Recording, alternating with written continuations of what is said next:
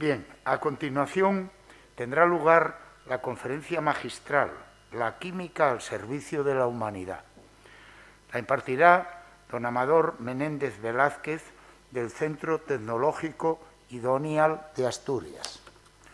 Voy a hacer una pequeña semblanza de Amador, que es el químico encargado de impartir esta conferencia magistral en este acto de entrega del Premio a la Excelencia Química 2021.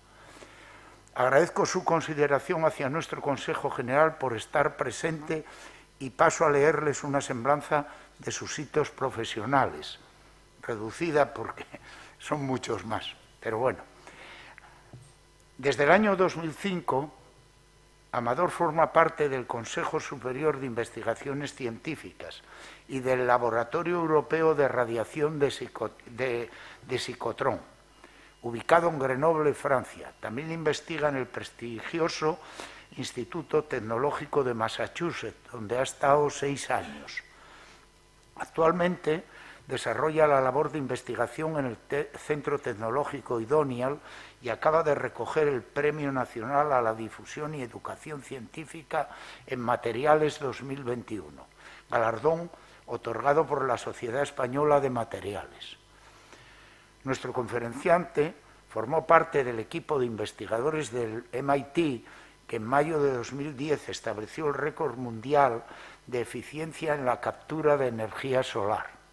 Amador Menéndez Velázquez es un estudioso de la nanofotónica y de los materiales inteligentes e infatigable investigador. Entre las líneas de trabajo que también tiene abiertas están los proyectos de investigación para la recarga de teléfonos móviles a partir de la luz solar o artificial y el desarrollo de una nueva generación de filtros avanzados y lentes oftálmicas neuroprotectoras y terapéuticas en el diseño de luminarias LED, todavía más eficientes que las actuales. Ha ganado multitud de premios, es un hombre comprometido con la educación de las nuevas generaciones. Fue un pionero en España en la utilización de las nuevas tecnologías como herramienta didáctica. Nuestro conferenciante es miembro habitual del jurado de los premios Príncipe de Asturias de Investigación Científica y Técnica. Le doy la palabra vía streaming. Muchas gracias. Gracias a todos. En primer lugar, muchísimas gracias por esta amable invitación. Es para mí un gran honor y placer impartir una conferencia en este acto destacado de la química, un homenaje a la química y a los químicos, y representando también ese día para nosotros que es San Alberto Magno. Así que muchas gracias al Consejo General de Colegios de Químicos por volver a contar conmigo en esta edición. Quiero saludar a todas las autoridades que están aquí, presidente de empresarios, consejero de Medio Ambiente, delegado del Gobierno, además. Quiero saludar también al presidente decano del Consejo General de Colegios de Químicos, don Antonio Macho, y a todos los decanos de España que están ahí presentes. Y, cómo no, pues un saludo especial, afectuoso, al decano saliente de Asturias, a don Javier Santos Navia, desde luego una persona grande, humana y profesionalmente. También pido disculpas por no poder estar presencialmente ahí. Bueno, pues por no extender demasiado, quiero reiterar mi agradecimiento a todos los ahí presentes, saludar a autoridades, saludar y enviar un abrazo especial a mi decano saliente, Javier Santos, y al nuevo, José Carlos. Javier ha hecho una labor magistral y estoy seguro que José Carlos también lo hará. Y está felicitando también a los ganadores de este premio a la excelencia química, a la compañía CEANSA, que bueno, es una compañía que ha sabido integrar la innovación como un ADN de su compañía, ¿no? Y desde luego es muy meritorio que una empresa de alas marinas que ha nacido ya pues hace bastantes años esté en continua innovación y haya hecho realmente cosas fantásticas. O sea que comparto la decisión del jurado, es un merecido premio y les felicito por todo ello. Tal como me han pedido, voy a dar una pequeña charla, más bien breve, porque hoy el protagonismo no es mío, el protagonismo es sobre todo de CEANSA, de estos empresarios ilustres que han hecho grande a la compañía y a la química en general. Voy a hablar un poco de la química ante los objetivos del desarrollo sostenible, de la química al servicio de la humanidad, porque la química puede hacer de nosotros un mundo mucho mejor.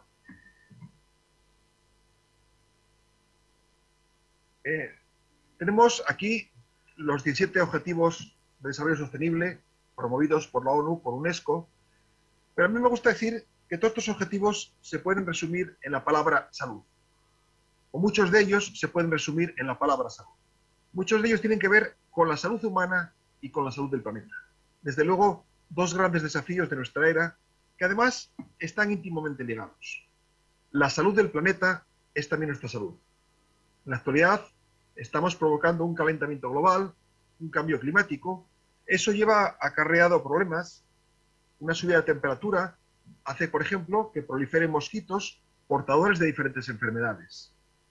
Ese aire contaminado pues es también fuente de miles de muertes cada año, y ahora en el caso que nos ocupa, en el COVID, se ha demostrado científicamente que las ciudades que estaban más contaminadas, en ellas el COVID era más letal.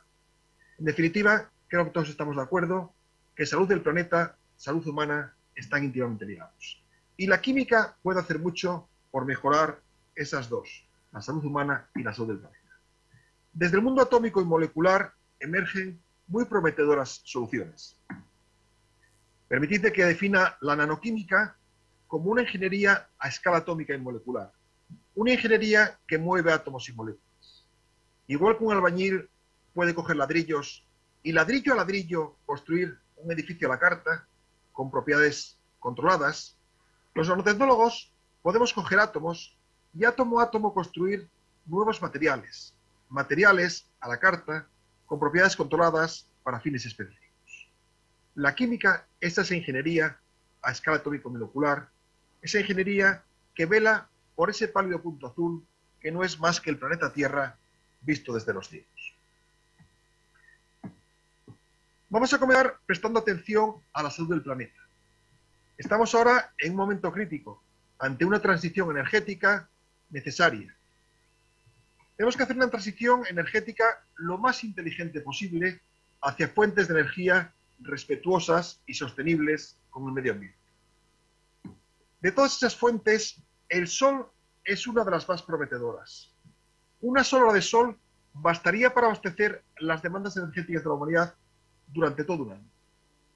Si fuésemos capaces de atrapar la radiación solar en su totalidad, una hora de sol, un año de consumo energético de la humanidad. Aquí están esas celdas solares fotovoltaicas inventadas en los laboratorios Bell ya en el año 1954. Esas celdas que son capaces de atrapar la luz solar y convertirla en electricidad. Esas celdas tuvieron en aquel entonces un gran despliegue mediático. Medios como New York Times llenaban páginas y páginas y decían: en los laboratorios Bell, año 1954, se acaba de inventar un dispositivo, la celda solar fotovoltaica, que atrapa la radiación solar y la convierte en electricidad. Y decía el New York Times en portada: el petróleo tiene los días contados. Lo cierto es que las predicciones han fallado y el petróleo sigue mandando. En parte por razones políticas, pero también por factores tecnológicos, económicos. Estas son las celdas solares, muy similares a las de los laboratorios Bell, celdas solares basadas en silicio. Estas celdas solares son muy poco eficientes. ¿Por qué? El Sol es la suma de los 7 colores del arco iris, más el infrarrojo y el ultravioleta. De todos esos componentes, estas celdas solares solo atrapan el rojo de forma eficiente. Por eso son tan poco eficientes. Están desaprovechando la mayoría de colores, la mayoría de longitudes del espectro electromagnético.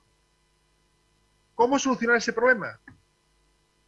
Porque fijaros, si representamos sombreado en gris la radiación que nos envía el Sol, la óptima, la aprovechada, es la que está marcada en rojo. De hecho, hay un límite teórico, conocido como límite de Shockley, que es del 33%.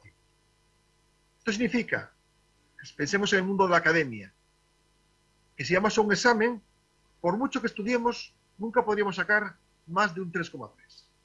Trasladado a las celdas solares, ese sería el límite de Shockley. Tenemos que entonces buscar alternativas al silicio. En diferentes laboratorios químicos trabajamos en materiales alternativos, por ejemplo, los puntos cuánticos. Un punto cuántico no es más que una agrupación de átomos y moléculas, que dependiendo del número de átomos y moléculas, del diámetro del agregado resultante, son capaces de atrapar o emitir luz de diferentes colores. Entonces, puedo desarrollar un cóctel de diferentes puntos cuánticos, cada uno de los cuales atrapa un color del Sol. Y así, entre todos, somos capaces de atrapar esa radiación solar que nos llega a la Tierra. Somos capaces de atrapar los diferentes colores o longitudes de onda del Sol. Esos puntos cuánticos son como una pintura y la podríamos, por ejemplo, aplicar sobre la superficie de una ventana. En este caso, lo que tenemos es una pequeña ventana fotoeléctrica, capaz de atrapar la radiación solar y convertirla en electricidad. Ahí vemos una pequeña demo. Veis cómo esa ventana, al llegarle a la radiación solar, la convierte en electricidad y hace girar esa pequeña demo. Y esto podría ser un poco nuestra casa del futuro. Las ventanas actuando a modo de pequeñas centrales fotoeléctricas, atrapando la energía solar y generando electricidad. Y eso puede ser de gran ayuda hacia los tan ansiados edificios de consumo energético casi nulo. Edificios que prácticamente generan la misma energía que la que consumen. Bien, vamos a seguir avanzando un poco. Vamos al sector de la movilidad. Este coche que está aquí es el Toyota Mirai. Mirai en japonés significa futuro, coche del futuro. Es un coche impulsado por hidrógeno. El hidrógeno, sobre el papel, es un combustible fascinante. Ahí tenemos una hidrogenera. Es un combustible fascinante porque como residuo únicamente genera vapor de agua. Es decir, combinamos el hidrógeno con oxígeno, se genera energía y se desprende vapor de agua. Luego, en teoría, un coche impulsado por hidrógeno es un coche altamente ecológico. Pero cuidado, tenemos que prestar atención a lo siguiente. Se habla muchas veces de hidrógeno verde. Si ese hidrógeno que utilizo para impulsar el coche lo generé, por ejemplo, rompiendo el agua mediante electrólisis en una térmica, el proceso conjunto no es verde, no es respetuoso con el medio ambiente. Y ese es un gran problema. ¿Cómo obtener hidrógeno de una forma sostenible y respetuosa con el medio ambiente? Como os comentaba, una forma es esa. Mediante electrólisis, aplicando una energía eléctrica, puedo romper el agua en hidrógeno y oxígeno. ¿Pero de dónde obtengo esa energía eléctrica? Pues podríamos tratar de imitar a las plantas. Las plantas aprovechan la radiación solar para romper el agua en hidrógeno y en oxígeno. Un oxígeno que liberan, que respiramos, un hidrógeno que combinan con otros compuestos químicos, los carbohidratos, los alimentos de la planta. Esto es la fotosíntesis de las plantas. Aprovechan la radiación solar para romper el agua en hidrógeno y oxígeno. En diferentes laboratorios del mundo trabajamos en lo que se conoce como fotosíntesis artificial. Tratamos de aprovechar la radiación solar, de activar unos fotoelectrodos para romper el agua en hidrógeno y oxígeno. De conseguirlo, entonces sí que podríamos hablar con propiedad de hidrógeno verde, porque la generación del mismo tiene lugar de una forma respetuosa con el medio ambiente. Volvemos al espectro de la radiación solar. Más de la mitad de la radiación solar que llega a la Tierra es radiación infrarroja, que es desaprovechada. Podríamos tratar de reaprovechar esa radiación infrarroja para hacer realidad la fotosíntesis artificial, para generar hidrógeno verde. ¿Y qué hacemos? Lo que hacemos es convertir esa radiación infrarroja a otros colores, a otras longitudes de onda. Y para ello hacemos uso de materiales luminiscentes, de unos compuestos químicos que tienen luminiscencia. La luminiscencia es el proceso de absorber y reemitir luz. Bien, pues si combinamos un cóctel de compuestos químicos con una estrategia determinada, podemos absorber luz de una longitud determinada y reemitirla de otro color diferente. Y eso es lo que estamos haciendo. Tratamos de convertir esa radiación infrarroja que nos llega del Sol en radiación ultravioleta, una radiación que activa fotoelectrodos y rompe el agua en hidrógeno y oxígeno. En diferentes laboratorios del mundo se están ya obteniendo los primeros resultados de esta denominada fotosíntesis artificial. Hoy es un día de homenaje a la fotosíntesis, en especial a la fotosíntesis natural, porque premiamos una empresa de algas, Aciansa. Esto que está aquí es el Vertical Farm, el edificio del futuro. Ahí podemos tener un rascacielos y en las diferentes plantas se cultivan vegetales, se cultivan microalgas. Dos factores limitan el crecimiento de los vegetales, de las algas: la cantidad de nutrientes y la cantidad de luz. Por muchos nutrientes que tengan, si no tienen suficiente cantidad de luz, no tiene lugar la fotosíntesis y por tanto el crecimiento. Ahora bien, a las plantas, a las microalgas, les pasa como a las celdas solares. De todos los colores del sol, aprovechan sobre todo el rojo. Podemos entonces convertir los colores del sol. Las plantas, las algas, son verdes porque reflejan el verde. Si convertimos el verde en rojo, podríamos generar más luz fotosintéticamente activa. En realidad, si convertimos los 7 colores del sol al rojo, con la misma cantidad de luz incidente, generamos más cantidad de luz fotosintéticamente activa, porque es en esa zona del espectro, en el rojo, donde son fotosensibles las plantas, las microalgas. Bueno, pues lo que hacemos entonces en nuestro laboratorio es convertir esa radiación solar al rojo. Lo que hacemos es un cóctel de moléculas que atrapan diferentes colores de la luz y lo envían a una molécula terminal que emite en rojo. Ahí tenéis aplicados unos invernaderos, en este caso es polietileno dotado con moléculas químicas que lo que hacen es una conversión espectral. De esos 7 colores del arco iris que llegan al techo del invernadero, se convierten y a las plantas les llega el color rojo. Les llega más radiación roja que la que envía el sol. Esto podría tener aplicación en microalgas. Tuvimos algún proyecto ya en este sentido. Ahí están bioreactores y lo que hacemos es pintar ese bioreactor con unas moléculas químicas que actúan de conversor espectral. En este caso lo que hacen es convertir la luz de la izquierda, es el espectro de una luz LED, en una iluminación que prácticamente es todo rojo y un poco de azul. Nos hemos dado cuenta de que también necesitan un poco de azul para crecer. Pero fijaros, ese de la derecha es un espectro ideal que hemos ensayado para el crecimiento de un tipo de microalgas. Permite acelerar su crecimiento de forma notable. Por tanto, esto es una aplicación de la química a un campo, las microalgas, un campo que hoy se premia con esta empresa innovadora como es Aciansa, a los que quiero volver a felicitar. Bien, seguimos viendo aplicaciones en el mundo de la química. No me quiero extender demasiado. Vamos a ver ahora el campo de la salud humana. Hemos hablado de la salud del planeta, vamos a hablar ahora de la salud humana. Las luces también pueden ser indicadores de enfermedades, de un nanodiagnóstico. Eso que están ahí son puntos cuánticos, son moléculas luminiscentes.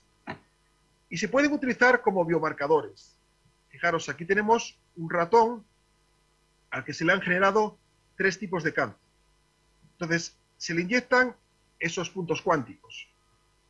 Si el ratón no tuviese ningún tipo de cáncer, eliminaría esos puntos cuánticos, esas disoluciones químicas, por la orina. Pero si el ratón tiene cáncer, en este caso 3 tipos de cáncer, esos puntos cuánticos quedan anclados a las células cancerígenas. Y al iluminar el ratón, se produce el efecto de la luminiscencia, estoy detectando 3 tipos diferentes de cáncer. Esto es nanodiagnóstico. Esto abre una esperanzadora era. Hoy en día, cuando nos detecta un cáncer, es cuando tenemos ya muchas células infectadas y cuesta mucho más entonces combatirlo. Sería maravilloso detectar, diagnosticar un cáncer en los estadios iniciales. La química en un futuro lo hará posible. Vamos a viajar al interior del cuerpo humano.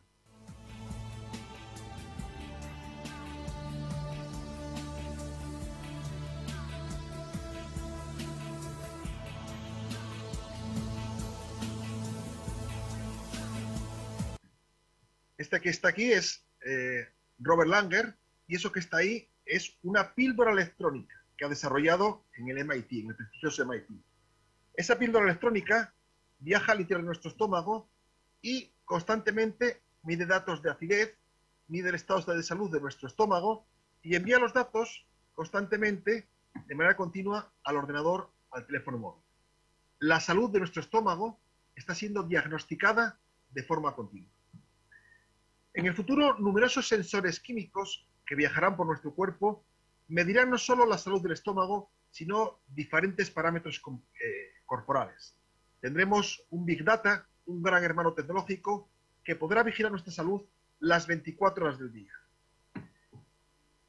El mismo Robert Langer está desarrollando nanopartículas que podrán anticiparse a un infarto. Ahora mismo, si yo tuviese un infarto, pues unos minutos antes habría sentido mareos, dolor en el pecho, pero ya hace días que mi corazón latía de forma irregular. Si puedo tener una nanopartícula, un sensor químico que me diagnostique esas anomalías en el corazón, podría entonces podría enviar esa información a la nube, a Internet. Un sistema experto, un sistema de inteligencia artificial, detectaría que mi corazón late de forma irregular y automáticamente enviaría una ambulancia a mi casa. Me habrá anticipado al infarto.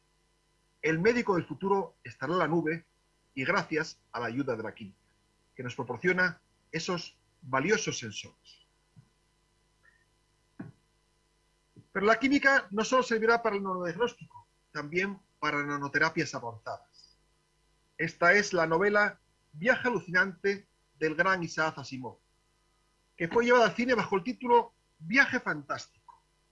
Ahí se describía la fascinante historia de un submarino que selectivamente mata las células cancerígenas dejando intactas a las sanas. Uno de los problemas actuales con la quimioterapia es que se matan a las células cancerígenas, pero también a las sanas. Es un bombardeo indiscriminado y por eso aparecen efectos secundarios. Se nos cae el pelo, se debilita el sistema inmune. Bueno, pues esto que está aquí son nanopartículas inteligentes desarrolladas por Robert Langer. Nanopartículas que selectivamente matan a las células cancerígenas y dejan intactas a las sanas. Esto no es ciencia ficción. Esto ya está en el mercado, en concreto para tratar el cáncer de próstata. Si vais a la farmacia y preguntáis por Gliadel, Gliadel es un fármaco que selectivamente mata las células cancerígenas, en el caso del cáncer de próstata, y deja intactas a las sanas. Se nos abre una esperanzadora era en la nanoterapia, en terapias avanzadas, de mano de la química. Materiales inteligentes los tenemos en todos los sitios ya. Tenemos estas gafas que automáticamente se oscurecen cuando hay mucho sol. Hoy se habla de inteligencia artificial, de inteligencia de las máquinas, pero en el futuro los materiales también serán inteligentes. Hace poco me preguntaban en una entrevista en MIT Technology Review cómo serían los materiales del futuro. Y yo decía, los materiales del futuro serán inteligentes y dialogarán con su entorno.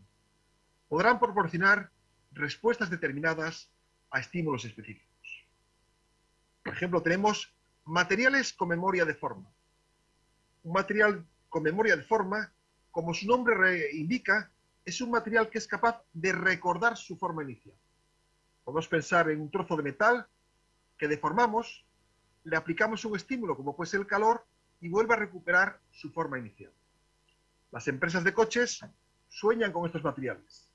Imaginemos un coche, sufrimos un accidente, el coche se abolla, sufre desperfectos. Si tuviese materiales con memoria de forma, podríamos calentar el coche y recuperar la forma inicial. La química también sueña con materiales que se autorreparan. Los ingenieros mecánicos saben que una pequeña fractura puede ser el origen de un desenlace fatal. Pensemos en los accidentes de los transbordadores o en una ala de avión que con una pequeña fractura acaba causando un gran problema. Pues la química nos permite diseñar ya automateriales o materiales que se autorreparan. En el fondo, lo que tenemos es ese material a la izquierda dopado con nanopartículas amarillas, esas que veis ahí. Esa nanopartícula es como una caja que tiene un agente depurado. y las bolitas rojas son los catalizadores. Cuando hay una grieta, cuando se rompe, entonces, como vemos en la imagen del centro, se libera ese material amarillo, se libera ese agente de curado, se mezcla con el catalizador y lo que tenemos, imagen derecha, es una reacción de polimerización que sella la fractura. Es decir, lo que tenemos es un compuesto químico en el fondo, un compuesto bicomponente, que lo que origina es una reacción química que en el caso de una fractura automáticamente la sella, impidiendo por lo tanto que la fractura vaya a mayores.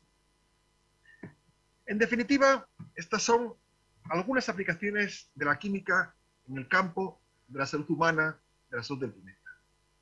Y ya voy a terminar, pero permitidme que lo haga con una aplicación grande de la química muy relacionada con la pandemia. Todos conocéis las vacunas de ARN mensajero, esa nueva tecnología que está presente en vacunas como Moderna, Pfizer, BioNTech. Ahí hay mucha química. Fijaros en estas vacunas, o vamos a fijarnos en una vacuna convencional. Eso que tenemos ahí es el coronavirus. Ese coronavirus tiene esas puntas, esas espículas, conocidas como proteínas S. Esas proteínas son las llaves que utiliza el coronavirus para entrar en las células. Si pudiésemos bloquear esas llaves, el coronavirus no entra en las células y por lo tanto no nos causaría daños. Por lo tanto, esas puntas, esas espículas, esas proteínas S son la diana de las vacunas de todos los fármacos contra el COVID. En una vacuna convencional, lo que se hace es introducir el virus debilitado o muerto, imagen de la derecha, para que nuestro organismo reaccione fabricando anticuerpos y así adquirir inmunidad. Pero claro, aquí hay dos problemas. Un coronavirus, un virus no suficientemente debilitado, puede causar daños. Y además lleva muchos meses desactivar, debilitar un virus. Con las nuevas vacunas de ARN mensajero no se introduce el coronavirus, sino las instrucciones para que nuestro cuerpo fabrique anticuerpos contra el mismo. Esas instrucciones están escritas en una molécula, el ARN mensajero. Pero protegiendo esa molécula está una nanopartícula. Eso es el fundamento de las vacunas de ARN mensajero. Un trozo de ARN con instrucciones a nuestro organismo para que fabrique anticuerpos. Pero ese ARN, si lo introducimos en el cuerpo, se degradará en segundos. Por eso hay que protegerlo con una nanopartícula, con un compuesto químico, para evitar que se degrade. Esos son los dos ingredientes de las vacunas de Moderna, de Pfizer, de BioNTech. Un trozo de ARN, una nanopartícula que lo protege. Me gusta poner esta imagen que lo ilustra muy bien. Ahí tenemos a la izquierda esa hélice de ARN y esa nanopartícula. Sería algo similar, pensemos, a un náufrago en una isla. La humanidad éramos náufragos en este pálido punto azul hace un año. Entonces un náufrago en una isla escribe un mensaje para que le salven en un papel, pero si lo arroja al mar se degrada. Necesita una nanopartícula, una botella que lo proteja. Esos son los dos ingredientes del náufrago. El papel con el mensaje, la botella para que lo proteja. Estos son los dos ingredientes de la vacuna de ARN mensajero. Un trozo de ARN, una nanopartícula que protege al ARN. Lo que se conoce como nanoencapsulado. Ahí hay química, hay bioquímica, hay biotecnología, hay una mirada interdisciplinar a la ciencia. La química es una herramienta interdisciplinar que puede servir y es clave para muchas disciplinas científicas, para muchos desafíos de la humanidad. Y permitidme que termine con una pequeña anécdota. Este es Robert Langer, el padre de la liberación inteligente de fármacos. Esos fármacos que atacan a las células cancerígenas y dejan intactas a las sanas. Esta es una fotografía del año 2010. Allí estábamos los dos en los laboratorios de MIT un sábado a las 2 de la mañana. Siempre recordaré esa imagen y esa hora con mucho gusto. Yo me lo encuentro por los pasillos del laboratorio a las 2 de la mañana y le digo, ¿qué hace aquí usted, profesor Robert Langer? Y me dice, ¿qué haces tú? Y yo le digo, bueno, yo soy un modesto químico que estoy empezando mi carrera, pero tú ya eres un químico consagrado que haces un sábado a las 2 de la mañana, año 2010. Y me dice, ven, ven, mira lo que te voy a enseñar. Y con toda la ilusión del mundo, me lleva a su laboratorio, me lleva el microscopio y me dice, mira, estoy desarrollando unas nanopartículas para encapsular, para proteger ARN, material genético. Y me decía ilusionado, esto tiene un potencial terapéutico tremendo para muchísimas enfermedades. Año 2010. Creó entonces la empresa Moderna, la empresa que distribuye este tipo de vacunas. Fijaros, esto me lo decía en el año 2010, era un visionario. Y este es el UCA, el Hospital Universitario Central de Asturias. Mis padres, como muchas otras personas, pues llevaron bastante mal el coronavirus, con muchos miedos, con muchos temores. Desgraciadamente también hubo muchas personas que se murieron. Bueno, pues yo les llevé a Luca a poner la vacuna. Cuando se la pusieron, pregunté al médico qué vacuna le habían puesto. Me dijeron que les habían puesto Moderna. Se dibujó una sonrisa en sus caras, en mis caras, porque yo les había hablado de Robert Langer. Ellos sintieron entonces un gran alivio, sabían que estaban en buenas manos, en manos de uno de los mejores químicos del mundo. Para mí también fue muy emotivo, porque pude ver que esas nanopartículas que un día vi bajo un microscopio electrónico en el año 2010 estaban ahora circulando por la sangre, por las venas de mis padres para combatir el coronavirus. Así que lo que hice fue escribir un mensaje de un correo electrónico a Robert Langer. Y le dije, querido Robert Langer, mis padres acaban de recibir la vacuna de Moderna. Ahora miramos al futuro con esperanza. Muchas gracias por hacer del mundo un lugar mejor. Y él me contestó, querido Amador, la ciencia es una obra colectiva. Yo solo soy una parte de la cadena. Así que gracias también a ti, a todos los científicos y a las personas que confían y creen en la ciencia general y en la química en particular. Así que parafraseando a este gran químico, a Robert Langer, gracias a todos vosotros, hoy aquí presentes, que creéis en la química, que creéis en el potencial de esta disciplina para hacer del mundo un lugar mejor. Muchas gracias por vuestra atención. Esperamos desde el Consejo General que Amador haya sembrado ciertas inquietudes y nos haya hecho llegar cosas que habitualmente no vemos por ahí ni con claridad ni las vemos. Pero bueno, es capaz de transmitir cosas así, que es muy importante de cara a la divulgación de la ciencia.